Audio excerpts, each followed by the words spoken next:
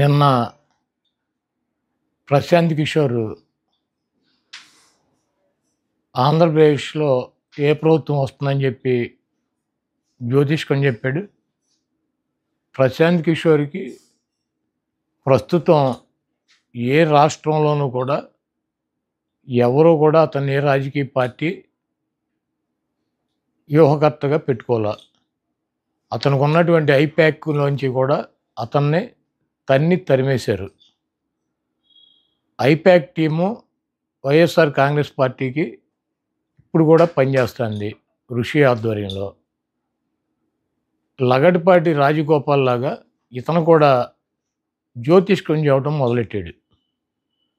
ఇతనికి వృత్తి ఏదన్నా ఒక రాజకీయ పార్టీని గెలిపించాలంటే డబ్బు తీసుకుని ఆ పార్టీ కోసం పనిచేస్తాడు వ్యూహకర్త. ఇతను తీసేసిన తహసీల్దారు ఐప్యాక్లోంచి తరిమేస్తే అతనికి ఎటువంటి టీము లేకుండా బీహార్లో ఒక రాజకీయ పార్టీ పెట్టి పాదయాత్ర చేసి డిజాస్టర్ అయిపోయి డిస్పోజల్ అయిపోయాడు. ఎవడో కూడా పెట్టుకునేటువంటి పరిస్థితి లేదు. చంద్రబాబు లాంటి పనికిరాని వ్యక్తుల దగ్గర ప్యాకేజ్ తీసుకుని డబ్బులు తీసుకుని అతను జ్యోతిష్కం చదువుతున్నాడు. అంటే పీకే చెప్తే ఈ రాష్ట్ర ప్రజలను ఒక 2-3% ఓటు మారుతుందేమోనని చెప్పి చంద్రబాబు నాయుడు ఆశ. కేసీఆర్ మళ్ళీ అధికారంలోకి వస్తాడు. ప్రతిపక్ష పార్టీలకు సరైనటువంటి నాయకుడు లేడు కాబట్టి కేసీఆరే మళ్ళీ అధికారంలోకి వస్తాడని చెప్పి ఇదే పీకే తెలంగాణ ఎన్నికల ముందు చెప్పాడు. రాజస్థాన్లో కాంగ్రెస్ పార్టీ డంపింగ్ మెజార్టీతో వస్తుంది, అక్కడ బీజేపీ ఎట్టి పరిస్థితిలో రాదని చెప్పి జాతకం చెప్పాడు. ఛత్తీస్గఢ్లో కాంగ్రెస్ ప్రభుత్వమే మళ్ళీ ఏర్పడుతుంది, బీజేపీకి 1% కూడా అవకాశం లేదని చెప్పి జాతకం చెప్పాడు. ఎప్పుడు ఇవన్నీ కూడా ఈ 3-4 నెలల్లోనే చెప్పాడు. మొన్న జరిగినటువంటి డిసెంబర్ ఎన్నికల్లో ఈ 3 రాష్ట్రాలకి జాతకం చెప్పాడు. ఇప్పుడు వచ్చి ఆంధ్రప్రదేశ్లో జగన్మోహన్ రెడ్డి గారు గెలిచే అవకాశం లేదు, తెలుగుదేశం పార్టీ గెలుస్తుందని చెప్పి జ్యోతిష్కం చెప్పాడు. ముందు జగన్మోహన్ రెడ్డి గారికి కంగ్రాచులేషన్స్ చెబుతున్నాం. ఎందుకంటే ఇటువంటి పనికిరాని తీసేసిన తహసీల్దారులు లగడపాటి రాజగోపాల్ గారు, ఈ పీకే, ఇటువంటి వాళ్ళు డబ్బులు తీసుకుని సర్వేలు చేయకుండా ఎక్కడ కూడా పని చేయకుండా నోటికి వచ్చినట్టు పిచ్చివాగుడు వాగి ప్రజల్ని ఏమన్నా 2%, 1% నోటలుగా ఆలోచించేవాడు ఓటు ఏమన్నా చంద్రబాబుకి వేయించాలని చెప్పి విశ్వ ప్రయత్నాలు చేస్తున్నారు. ఇటువంటి పనికిరానటువంటి వ్యక్తులు చెప్పేటువంటి మాటలను ఈ రాష్ట్ర ప్రజలు పట్టించుకోరు. జగన్మోహన్ రెడ్డి గారి ప్రభంజనాన్ని ఆపగలిగినటువంటి శక్తి కానీ సామర్థ్యం కానీ ఈ పీకేలకి చంద్రబాబు నాయుడుకి ఇటువంటి వేస్ట్ ఫెలోస్కి లేదు. జగన్మోహన్ రెడ్డి గారు ఈ రాష్ట్రంలో గతంలో వచ్చినటువంటి 151 సీట్ల కన్నా పెచ్చు సీట్లతో అధికారంలోకి రాకపోతున్నారు. అటువంటి జగన్మోహన్ రెడ్డి గారి మీద ఎవరి దగ్గర డబ్బులు తీసుకొని ఇటువంటి చిల్లర వాగుడు వాగే అటువంటి పీకే లాంటి వెధవల గురించి పెద్ద పట్టించుకోవాల్సిన అవసరం లేదని చెప్పి చెప్తున్నాను.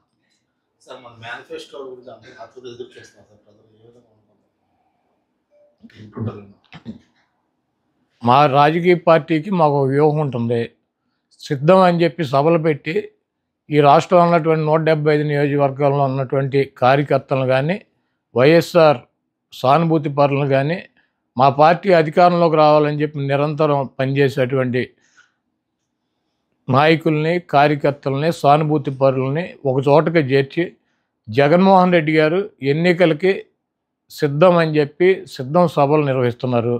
భీమిలిలో మా సభ అయింది, దెందులూరులో మా సభ అయింది, రాప్తాడులో మా సభ కంప్లీట్ చేసాం.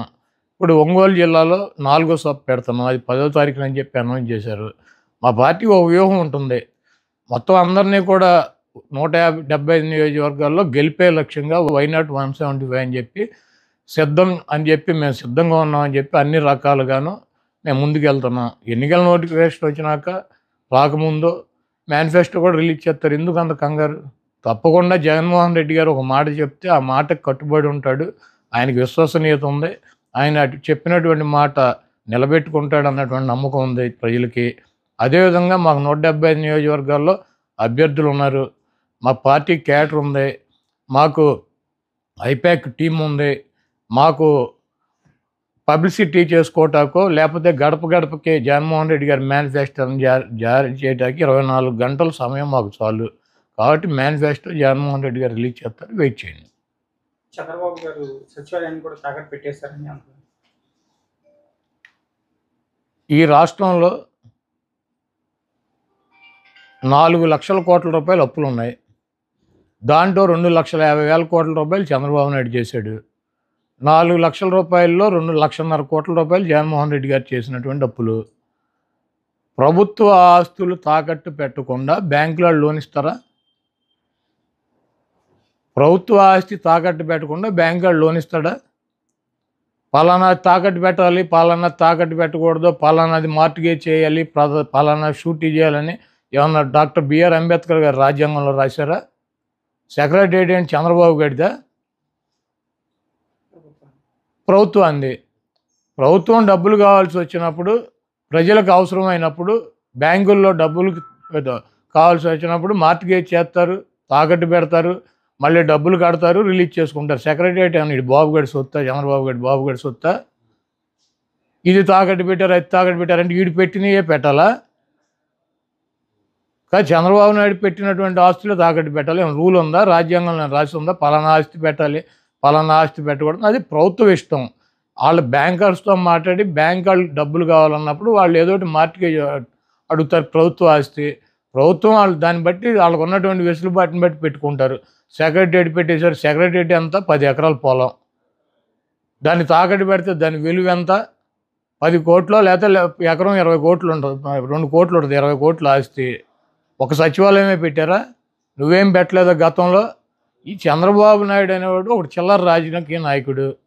ఆయన చేస్తే సంసారం, పక్కన వాళ్ళు చేస్తే వ్యభిచారం అని చెబుతాడు. కాబట్టి ఇటువంటి చంద్రబాబు లాంటి 420 మాటలు ప్రజలు పెద్ద పట్టించుకునే పరిస్థితులు లేరు. చంద్రబాబు నాయుడుకి అభ్యర్థులు ప్రకటించుకునేటువంటి పరిస్థితి లేదు. చంద్రబాబు నాయుడు అలయన్స్లో పక్కన వాళ్ళని నమ్మించేటువంటి పరిస్థితి లేదు. ఆ ఓట్ బ్యాంకు ట్రాన్స్ఫర్ అయ్యేటువంటి పరిస్థితి లేదు. నేను ఒకటే అడుగుతున్నా, చంద్రబాబుని సమాధానం చెప్పమానండి. 30 మంది పైన తన సామాజిక వర్గం 3% ఉన్న వాళ్ళకి 30 మంది కమ్మ వాళ్ళకి సీట్లు ఇచ్చాడు చంద్రబాబు నాయుడు. పవన్ కళ్యాణ్ అడ్డం పెట్టుకుని కాపులు ఓట్లు గంపగుత్తగా వేయించుకోవాలని ప్రయత్నం చేస్తున్నాడు. 20% పైన ఉన్నటువంటి సామాజిక వర్గానికి ఆయన ఇచ్చిన సీట్లు అన్నీ 24గా. ఆయన కులానికి ఇచ్చుకున్నటువంటి 30 సీట్లు ఆయన ఇచ్చేసుకున్నాడు ఆయన పార్టీలో. మరి 20% సామాజిక వర్గం ఉండి వాళ్ళ ఓట్లతో గెలవాలని చెప్పి ప్రయత్నిస్తున్నటువంటి చంద్రబాబు పవన్ కళ్యాణ్కి ఇచ్చే సీట్లన్నీ 24గా. దాంట్లో అసలు 10-14 సీట్లు తెలుగుదేశం పార్టీ పోటీ చేసినా ఓడిపోయేటువంటి డిస్పోజల్ సీట్లు ఇచ్చాడు. ఇవన్నీ ఆ సామాజిక వర్గం గమనించట్లేదా? చంద్రబాబు నాయుడికి బుద్ధి చెప్పరా? 3% ఉన్న తన కులానికేమో 30 సీట్ల, 20% ఉన్నటువంటి ఆ సామాజిక వర్గం గంపగుత్తగా ఓట్లన్నీ ఎంచుకోవాలని ప్రయత్నిస్తున్నటువంటి ఒక రాజకీయ పార్టీకి 24 సీట్ల. ఇవ్వటానికి ఈయనకన్నా సిగ్గు ఉండాలి, తీసుకోవటానికి ఆయనకన్నా ఉండాలి. వీళ్ళిద్దరికి వెళ్ళినప్పుడు ఓటు వేయటానికి సిద్ధంగా ఉంటారా? ఈ ఓటు ట్రాన్స్ఫర్ అవుద్దా, ఆ ఓటు ట్రాన్స్ఫర్ అవుద్దా? మేమిద్దరం కలిసాము, మీ ఇద్దరు కలిస్తే జనసేన పెట్టింది రాజ్యాధికారం కోసం అని చెప్పాడు పవన్ కళ్యాణ్ గారు. ఎప్పుడు కమ్మారెడ్డి వాళ్ళైనా అధికారంలో ఉండేది, ఎస్సీ ఎస్టీ బీసీ మైనార్టీ కాపులకి రాజ్యాధికారం తీసుకొస్తే నా లక్ష్యం అని చెప్పాడు. ఆ లక్ష్యం అని చెప్పి ఆయన పార్టీ పెడితే ఆ సామాజిక వర్గం కొన్ని వర్గాలు పవన్ కళ్యాణ్ వెనకాల తిరుగుతున్నారు. తిరుగుతూ ఇప్పుడు ఏం చెబుతాడు? వచ్చి 24 సీట్లు తీసుకుని నేను ఆ 24 సీట్లు తీసుకోవటం ఎక్కువ, నాకు బలం లేదు, మా వాళ్ళు ఎవరు భోజనాలు పెట్టరు, ఎలక్షన్లో పోటీ చేస్తే భోజనాలు పెట్టరా? 20% సామాజిక వర్గం ఉన్నాళ్ళు. ఏ నియోజకవర్గం తీసుకుంటాడు? తీసుకోమనండి, 2 లక్షల మందికి భోజనాలు పెడతారు వాళ్ళు. ఇవన్నీ పిచ్చి మాటలు. చంద్రబాబు నాయుడు ఈ రాష్ట్రానికి వెన్నుపోటుకి బ్రాండ్ అంబాసిడర్లు ఎవరో? ఈ రాష్ట్రంలో వెన్నుపోటు అనగానే ఇద్దరు గుర్తొస్తారు.